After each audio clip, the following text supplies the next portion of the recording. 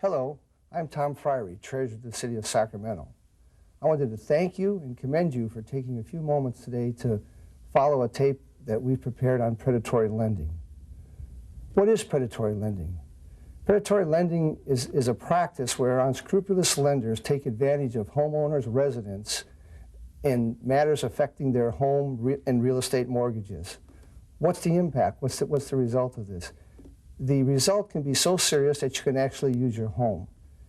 As a result of this, it really is important to take a few minutes and hear what's going on.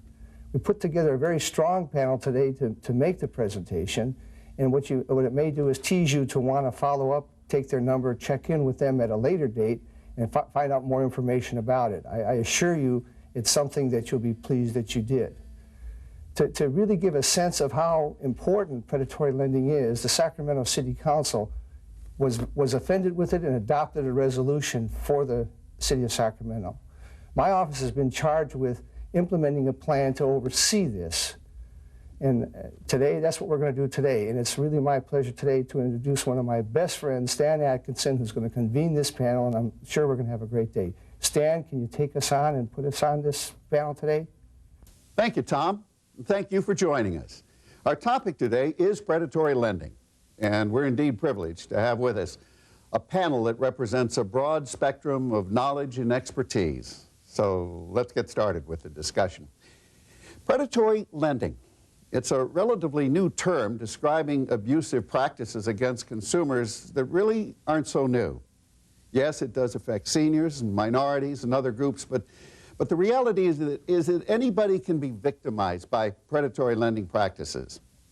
Today's discussion, we promise, is going to educate and inform, and we're going to share some real stories, stories that sometimes will be shocking and sad in terms of the impact they've had on people, examples of what can happen. But the hope is that what's shared today here will help consumers avoid the hazards and the consequences of predatory lending. To give you a sense of what we're going to be discussing today, our panelists are going to share those real stories with you, the viewer, and you'll quickly see how those stories identify some key issues and themes that are related to financial abuses.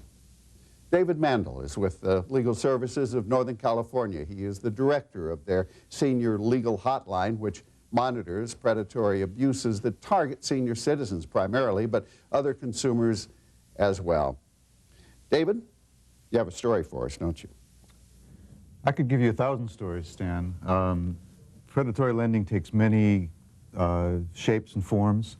What it has in common is an unusually high margin of profit for the person the institution, the lender, the broker that's making the loan, at the expense of a consumer who gets into a loan that is potentially and often very really harmful and could lead to the loss of the home.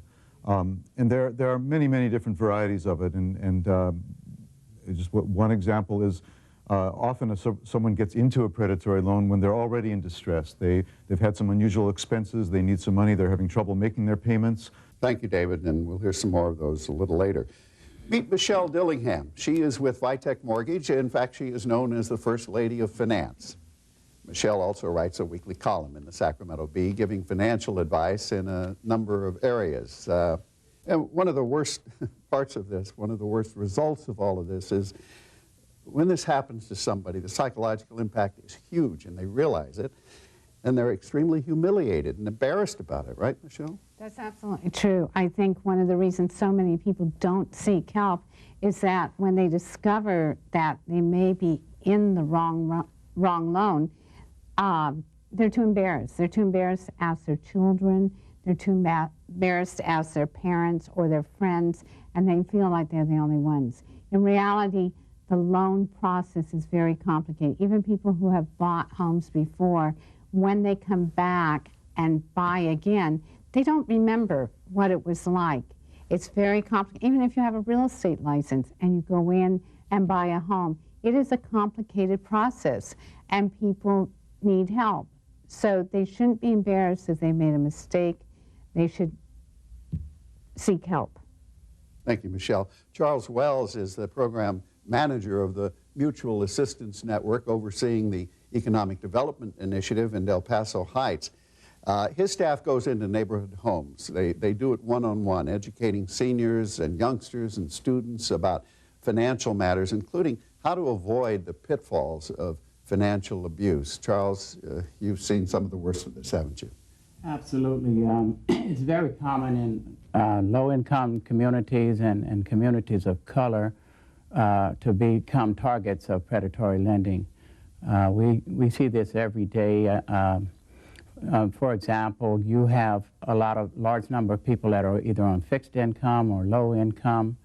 Charles, you have in your neighborhood a program, a learning program you call the Financial Literacy Academy, I think. What is that? Yes, actually it's the, we're engaged as part of our economic development program. We are getting ready to roll out a financial literacy program to the residents of Del Paso Heights. We're starting with our staff. We have Citibank, we have Jennifer's organization, we have a major credit union that are coming in to train our staff who work with the residents of Del Paso Heights on a daily basis. And we are going to bring about financial literacy to residents in Del Paso Heights, to hopefully that they can overcome or avoid some of the issues that we've talked about today. The big part of this is that our youth, we have a youth investment center located on one of the campuses of the Grant School District, and it's staffed by over 30 youth workers that work with the youth of Del Paso Heights. They work in the schools, they work in the homes, and that staff is also getting this financial training, which will then be passed on to the clients, the young students that they work with every day. Thank you, Charles. Jennifer Harris is also one of our experts. She's executive director of the Home Loan Counseling Center, and she oversees one of their programs called Don't Borrow Trouble. What does that mean, Jennifer? Well, Don't Borrow Trouble is a national initiative that really helps to educate consumers about the pitfalls of predatory lending and other financial abuses that Charles just mentioned. Predatory lending is becoming more prevalent within our homes, and people don't understand that they've been taken advantage of by a predatory lender who's charged them excessive fees and rates. They also use unscrupulous marketing tactics to be able to get into the homes. We have a woman who, her name is Barbara, she's 56. Her husband passed away 2 years ago, and they've lived in their home for about 25 years.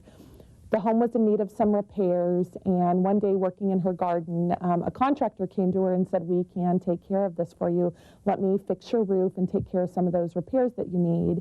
He sent a lender to her house to talk with her, and they both befriended her, and even though she was a little skeptical, she did need that work done.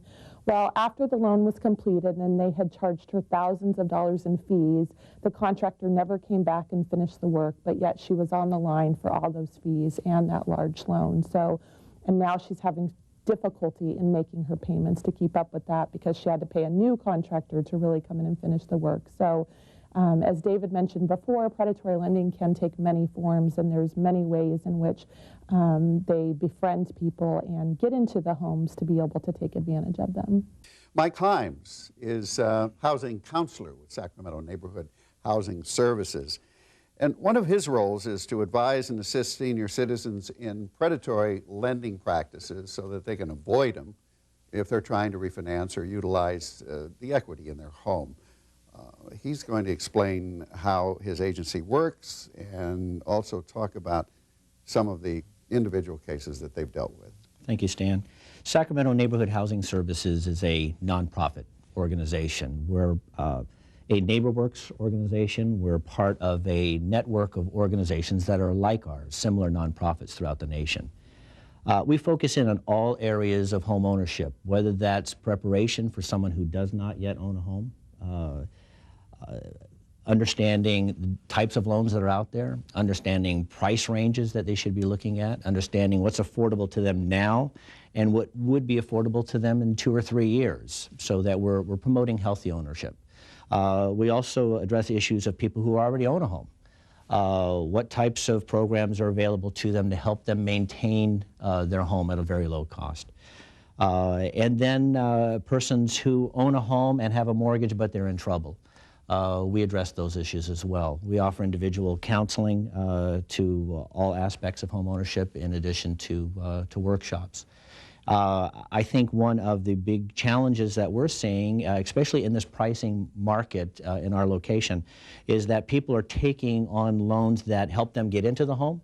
But as time goes on, the cost of that loan continues to increase to a point where they may not be able to afford it in 2 or 3 years, and then are forced to look at other alternatives. We're going to open it up to the panel at large now to exchange some of their thoughts with you so that you can get the value of that. But let me ask Michelle, because at Vitek Mortgage, she's dealing with people daily who are coming to her for loans. What is the responsible way that responsible and honest people sell a loan? Well, the loan obviously needs to benefit the borrower. And we're seeing right now people come in who want to refinance, and it won't benefit them because they tell us that they're only going to be in the house for another year.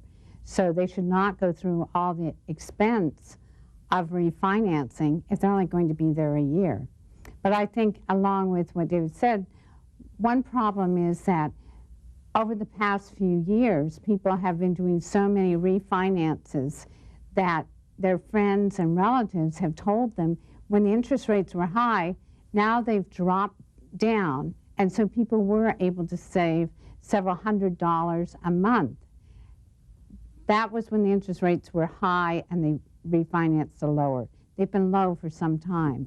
So now they're getting other information in the mail about, like you said, these ARMs and other programs that say you can save several $100s a month on your payment. And please understand that the information is public record. So anybody can go down and find out your name and how much you have on your mortgage and your address and send it out. So they look at other ways. And oftentimes they'll send it out in something that's a phony-looking government document. Oh, absolutely. I get calls all the time from my clients who say, it looks like it comes from HUD or FHA. or one of those. And there's such a thing as a refund on the mortgage insurance premium, which is an insurance that protects the lender, and the borrower has to pay that up front. When they refinance, they may be entitled to part of that fee back, but a lender will send that out, and it says, you are entitled to your FHA. It looks for all the world, even to a professional like myself, that that document has come from HUD. But HUD doesn't send them out because HUD doesn't make the loans. And the only way you're going to get that refund is to refinance your loan. So that number they have at the bottom, or the email that they have at the bottom of that letter, is one of these hooks that we were talking about. And the hooks to get you in there. And then that person, the type of person who will send out that letter, is the one that will try and get you to refinance. And it may not benefit the borrower. Jennifer? I would agree. I think the aggressive marketing tactics used by lenders who are out there to take advantage of people are becoming more and more prevalent. It's through the mail, by telephone, befriending them in person. We're seeing more and more. And when you have families that are struggling, they've had something come up, loss of job, and they get a check in the mail that says you can have $50,000 tomorrow, it's extremely enticing, but it's that fine print at the very bottom of the page that will get you every time. And it's that language and the complexity of doing a mortgage loan that families don't take the time to really understand the kind of loan they're getting into and will they be able to afford it. It's not just about the $50,000 now, but by taking out that loan 6 months from now, you could be losing your home. And those are the types of things that we need to help to educate our families about so that they can learn to recognize this $50,000 might have an even greater consequence if I take it today. Charles, you have seen some real horror stories in your community, I'd like I'm sure. to follow that up by saying that we, in Del Paso Heights, we get a large volume of credit card mail offering different credit cards. I mean, looking at it, it appears to be the greatest thing in the world. I mean, I've MasterCard, Visa, to name a few. But getting to the point, is that it'll say on the front in big bold print, 0 interest for 6 months or 0 interest for a year or so. But when you read, if you read the fine print, which is on the back in about 8-inch font, you'll find that after that 6 months or after that year, it goes up to about 28, 29%. And this is how people in communities like Del Paso Heights can become entrapped in credit card debt. My wife and I bought a shredder to just get rid of this stuff every day. We get 3 or 4 pieces every day. One thing I'd like to add to that about credit card debt, it's always been my belief that credit card debt stays with the credit card. Car loan stays with the car loan.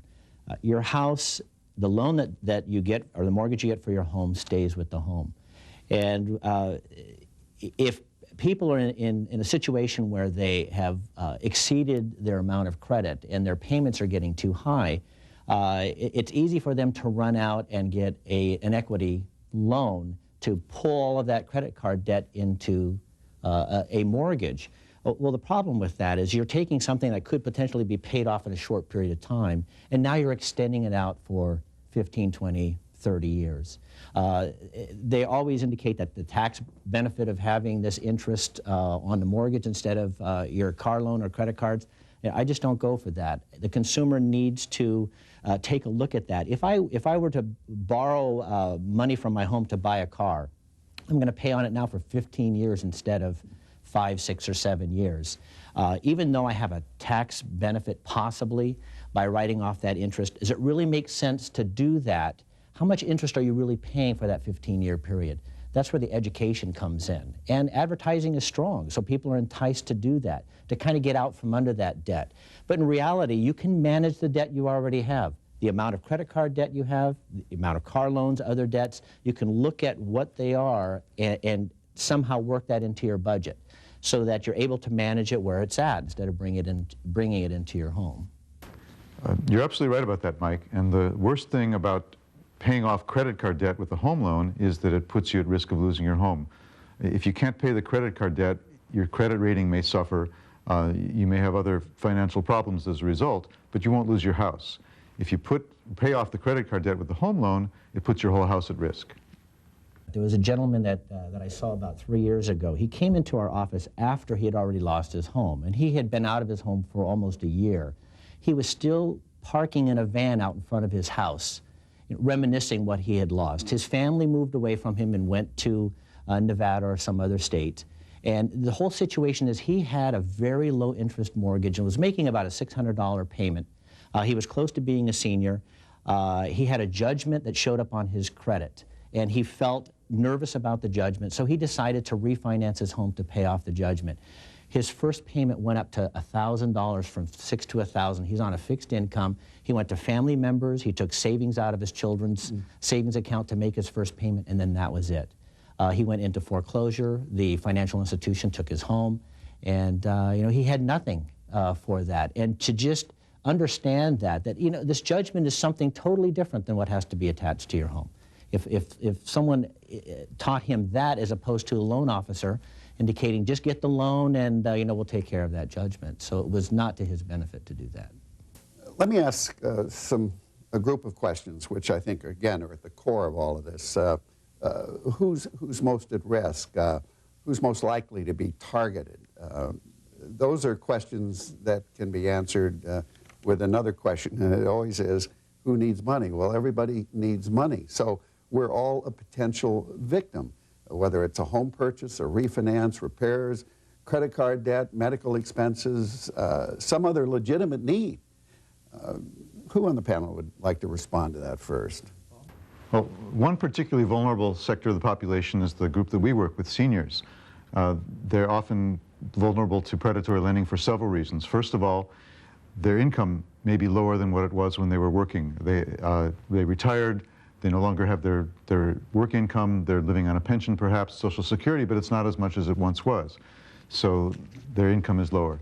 Their income may also drop considerably when upon the death of a spouse. Let's expand on that, Jennifer. I mean, how do these supposed lenders, and it's sad to call them that because they really aren't, they're thieves, How do they make these kinds of loans attractive to people?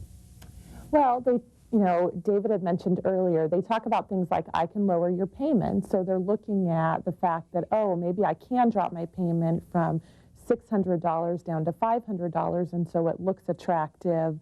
But in essence, they've given them a loan that might be tied to an adjustable rate, so the rate can fluctuate. And as interest rates starts to rise, their payments start to rise. But when they initially look at it, they were able to drop that $100. And sometimes not even that. And we've seen people who promise that the payments are going to be lower, and they outright lie. And they lie. Once the papers are saying, oh, we couldn't quite get that rate, sorry, your credit just wasn't good enough, and their payments end up being higher. Maybe the interest rate's a little bit lower, but if you tack on all the fees that were added, that add $20,000 to the principal balance that the person owes, the payments are actually higher. And I think it goes back to, they make it attractive by offering to do things like, the advertisements say, go take a vacation. So use the equity in your home to take a vacation. And so that looks attractive to them. Or, spend $50,000 to put in a backyard. So they make the loan look attractive, and the families aren't really looking at the long term of how are they going to be able to pay for those loans. We also have instances, we have a gentleman right now, single dad with 2 kids. He lost his wife a couple of years ago. When he went to get his loan, he talked to the loan officer. The loan officer said, okay, your payment's going to be $1,200, and I can afford $1,200. That sounds great. Well, what it was he had put him with a teaser rate, a really low starter rate that was 1.9%, but then it jumped to 7.5% the very next month. So made the first month's payment, that sounded fine, but when the next payment came, he couldn't understand why all of a sudden now his payment was $1,600. And when he called the loan officer said, well, you promised me that my payment would only be $1,200, and the loan officer said, no, only for the first month. But the family, he had no idea that teaser rate was in there, and looking at the documents, didn't really understand, the payment jump, and the loan officer just kind of brushed it away. And so now all of a sudden he's at risk of losing his home. If he doesn't make his next payment, he will be in foreclosure because he just didn't understand. Charles? As I mentioned earlier, communities like Del Paso Heights are targets of these type of practices. To give another example is that there's a large number of retired McClellan Air Force Base residents that live there. They're now in their late 60s and 70s, some of them in their 80s. They have vision problems. Some of them aren't quite as literate as far as reading documents and things like this. And they're just being bombarded with these type of offers that were just mentioned. And I know of a few stories where they have been entrapped into these loans, and some of these people that have worked all their lives have lost their homes. Sure. Michelle? And I think, too, that with that, the idea is that people go in and they go, like they may come to me and I say, I look at what they can comfortably afford in a payment. I say, what are you comfortable making? And if I can qualify them for that, and it may be for a $200,000 house, and I'll say, okay, this would be comfortable, this would be a loan you can afford for $200,000. They go to someone else and they can put them into a $300,000 house. And so they think, oh, well, this person will give me a $300,000 house. And that sounds so much better to them that they fall for that, not realizing, because the person is very sincere and saying they may be using the type of loan, the adjustable rate mortgages, like Jennifer and David were talking about, where they will start off low. All of those type mortgages advertise that you have an option, you have a choice, and those words are empowering to people. It's like, it's something I can choose, so it makes them feel good, and it's a psychological thing in there, and they're going to fall for that one that says 300. Well, and history shows us that these golden days in real estate are not going to last. Right. And those adjustable rate mortgages, excuse me, that particularly the first-time young buyers are jumping into, because they have to pay very little and they get a big fat house for a lot of money. There may come a day of reckoning, right? Well, they've never been for fixed income people with who aren't going to move up quickly. The adjustable mortgages are fine for some people who are self-employed because they have periods of up and down. They're also good for people who maybe the spouse is finishing school, so they're going to, when she comes out, she's going to be a teacher. Their income's going to double. And it's fine for people like that. But for low-income fixed-rate borrowers, it is not a good idea, especially not now, because you're absolutely right with that. On top of the adjustable rate, some of the things that have become much more common in lending are things like interest-only payments, which means that the payments are lower, but you're not paying off the loan. You're just treading water and not getting anywhere. So if for someone whose goal is to really pay off the loan and eventually have some equity, that's not a solution. It can be good for someone in a situation where you described, where their income's kind of marginal now, but it's going to go up, and at that point they could change it or refinance to something better. Or things with zero or very low down payments, which means that almost the whole house is tied up in the loan. Jennifer, let's talk about young people. How can they protect themselves? Because they are targets, aren't they? They are. We are finding more and more, because there's not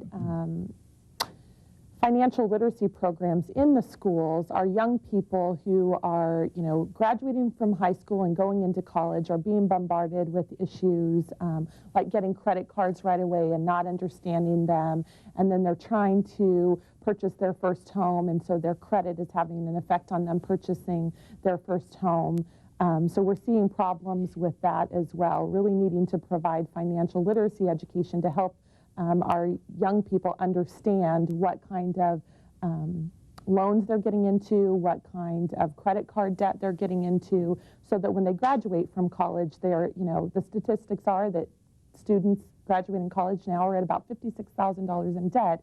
And the sad part is it's not all student loans. So they're buying pizza for the dorm rooms and those types of things. So financial literacy education is a very important part. And that's what we're talking about today, not only about educating people about what kind of loans to get, but really understanding about making good financial decisions all across the board.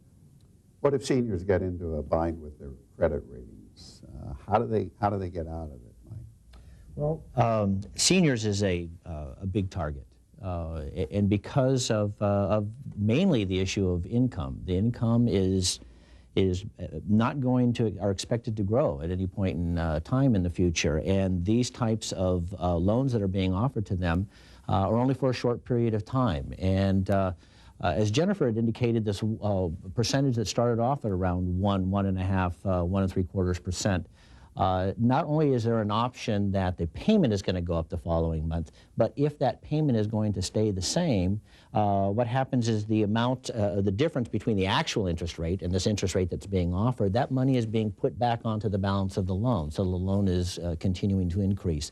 So when it comes to seniors that are having credit issues, it's not to step into that type of a loan. It's to seek some advice on where are they and how can they deal with their existing creditors. There's all kinds of help out there for people that are in trouble, and it takes work. Sometimes it takes time, but those services are out there. Seniors are protected. They don't have to jump into these types of financing. There's city, there's government funding that help them fix up their house. There's taking a look at what issues they really have, helping them with their credit, what other types of money that's available to them other than going out and refinancing. Jennifer, you are an expert on credit ratings. How important are they? What does somebody do when they're in a fix and their rating is bad? There's lots of opportunity for credit counseling. I think as credit ratings relate to taking out a loan, it's important for families to understand what their credit rating really is. That's one of the biggest areas we see abuses occurring, is that when somebody has a really good score, they don't understand what that means when they go in to get a loan. So for an example, a score over 700 would get you at the best interest rates possible. So when they go to take out a loan, because they don't understand that they have a really great score, and a lender says, oh, you know, you missed that one SMUD bill one time, even though that didn't have an effect on their credit rating, they were able to convince the family that they needed an interest rate that was higher than they should have been given. So really understanding what your credit score is, you know, pulling your credit score. You can come to a housing counseling agency like ours or neighborhood housing services. We can pull your credit rating and really help you understand where you fit in the loan process, and so that when you go to get a loan, what type of loan that would be. Another thing that we do offer through Don't Borrow Trouble is that we will review your loan documents before you take out that loan. So if you have questions about, did I get the loan appropriate based on what my credit score is, we have lending professionals who will review the documents and help you understand really where you need to be. So those are important steps before taking out any loan. That's what we're hearing consistently here, is that you're not alone in this battle. If you operate with the old theory, if it sounds too good to be true, guess what? It is too good to be true. And there are plenty of agencies that are available to you. Some of the key ones have been represented here today, and they are more than anxious to reach out and help you answer your questions, give you counsel on how to proceed, whether or not you are in a situation that is potentially extremely dangerous. We want to thank our panelists. You have been tremendous in terms of the advice and the real-life experiences, the horrible ones, unfortunately, the tragic ones that you've shared with us that give us a real sense of the scope, the depth, and the tragedy of this predatory lending situation. We want to thank the City of Sacramento, the members of the City Council, and the City Treasurer's Office for hosting this panel discussion and their ongoing educational outreach to people in the community as it relates to predatory lending. Thanks also to the professional skill and the efforts and the hospitality of the production crew here at Access Sacramento. We hope you've benefited from this time we've spent together, and we thank you for so doing.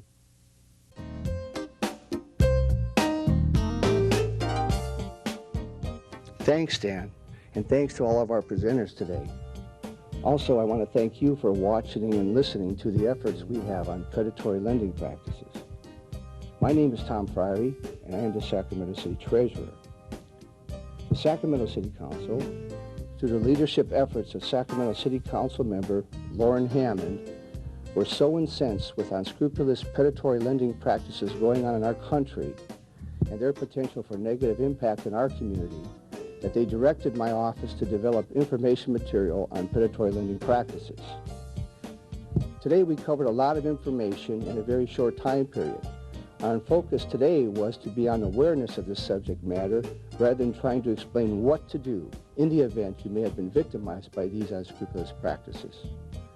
However, if you have been victimized or would like more information to protect yourself from unscrupulous mortgage lenders, please call any of our panelists as they develop significant time to teaching and assisting the public on this matter.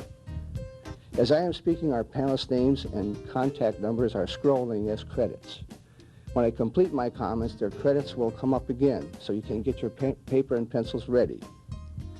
In closing, on behalf of the City Council and myself personally, I wanted to thank Janelle Gray of my staff, Giselle Cox of Cox & Company, and Access Sacramento for all their care, effort, and expertise. Without these folks, we could not have completed today's project.